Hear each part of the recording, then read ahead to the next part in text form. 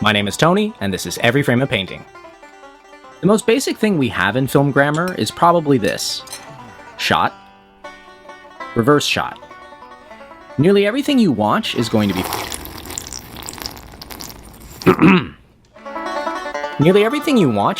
filled with it, and most filmmakers seem to use it as a quick way to record dialogue.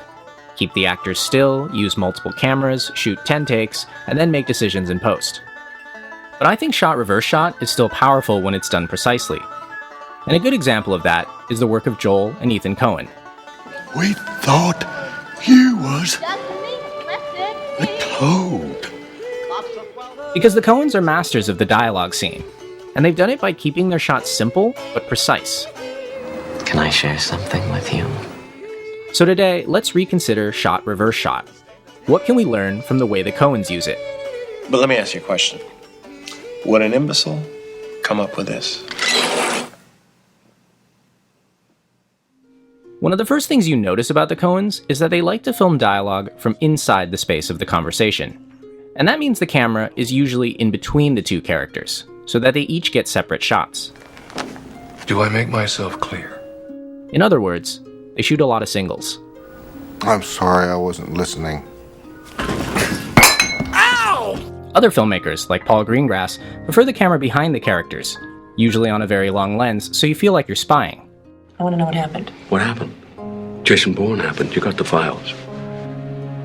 Then let's cut the crap. The Coens and Roger Deakins don't do this. In fact, they film almost exclusively on wide lenses. Well, I've got a very strong feeling about lenses, and personally, I'm sitting here talking to you, and you're filming me from over there on a shoulder and probably a single, where I'd rarely do that, because I think, the camera wants to be, to me, I would shoot singles inside here. And if you do this, switch to a wider lens and bring the camera closer, it feels like... It's different, right? There's a sense of presence. You're right there with somebody as opposed to being... I think psychologically it's a totally different effect, so... But what is the psychological effect? If a long lens feels like you're spying, then how does this lens make you feel? Look, something is very wrong. I don't want Santana Abraxas. I've just been in a terrible auto accident. I would say it's two feelings. Kind of uncomfortable, and kind of funny. And it fits.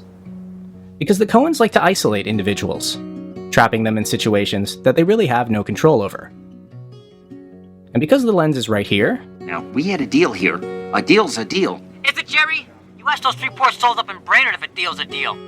You're trapped with them. The other effect is visual. The Coens shoot mostly on a 27 or 32mm lens, and they often push in to exaggerate some part of an actor's face. Frank Raffo, my brother-in-law, was the principal barber, and man could he talk. Using wide lenses doesn't just exaggerate the face, it also exaggerates forward camera movement, like dollying into a close-up.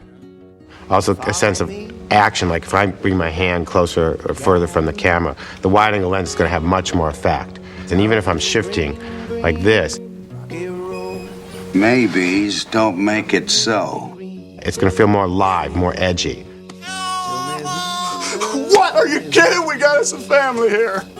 But the third effect of shooting singles this way is environmental. Shots like this have a nice balance between the character and everything around her. I'd be very surprised if our suspect was from Brainerd. Yeah. And it helps us get a quick read on very minor characters.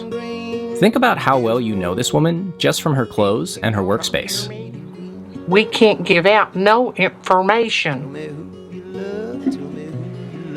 But what really distinguishes the Coens is the rhythm of their editing. We depressed the stock to the point where we can buy 50%. 51, not counting the mezzanine. It could work. It should work. It would work. It's working already. Many people think the rhythm comes from their dialogue, but the rhythm is actually nonverbal.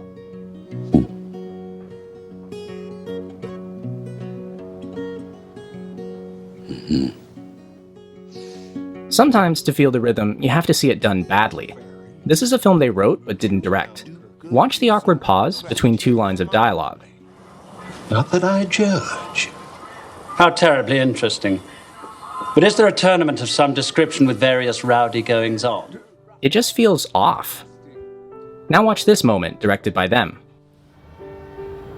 Cigarette? Right. And this rhythm is what underlies so many of their scenes, and it's how they find the nonverbal moments that other directors don't look for.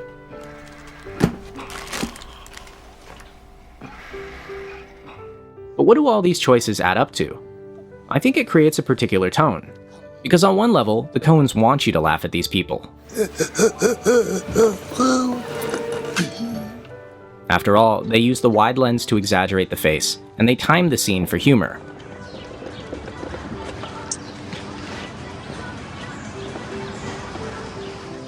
But on another level, the Coens want you to empathize with these characters.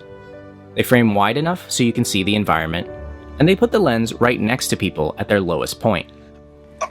I'm dying. Do something. Help me!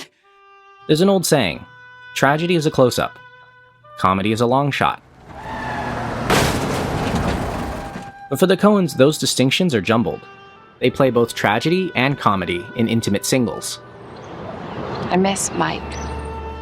And that's the fascinating thing, because dialogue scenes aren't just about recording the dialogue. They're also about the nonverbal behavior. I don't guess this means much to you. Hell yeah, I could tell you some stories. And that's the point, that we all have stories. And by placing the camera here, using a wide lens, and following their particular rhythm, the Coens have found an interesting approach to the most basic tool. Shot. Reverse shot.